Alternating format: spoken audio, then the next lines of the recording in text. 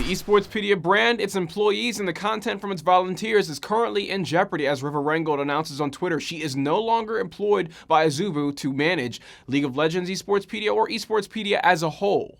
With Call of Duty CoDEsportspedia being one of the most popular branches of CoDEsportspedia, this should certainly worry the Call of Duty esports fans out there. If you look at any analyst, any caster, any sort of information that you guys might share as fact, CoDEsportspedia, especially CoDEsportspedia, has been the main source for a lot of that content, especially with how poorly documented Call of Duty's history is.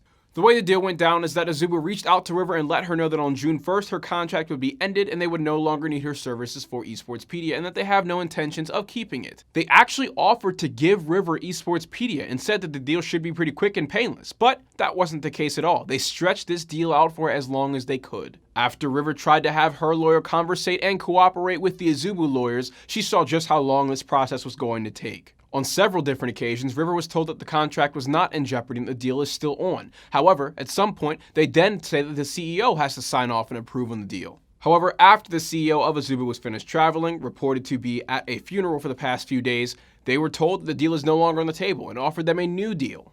The way the deal would work is that for the first 3 months after River finds herself a new owner for CoDEsportspedia that she can work under, they would have to pay them royalties towards Azubu. So this is very different from the original offer of here, it's yours now and see you later, goodbye.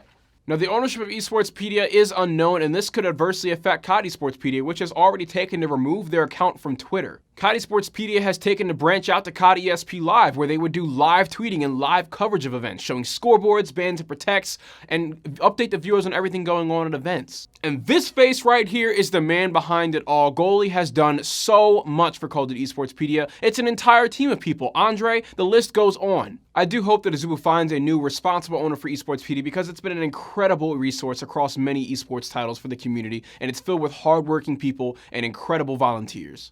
This has been FPS Breakdown, and you're watching esports on PvP Live.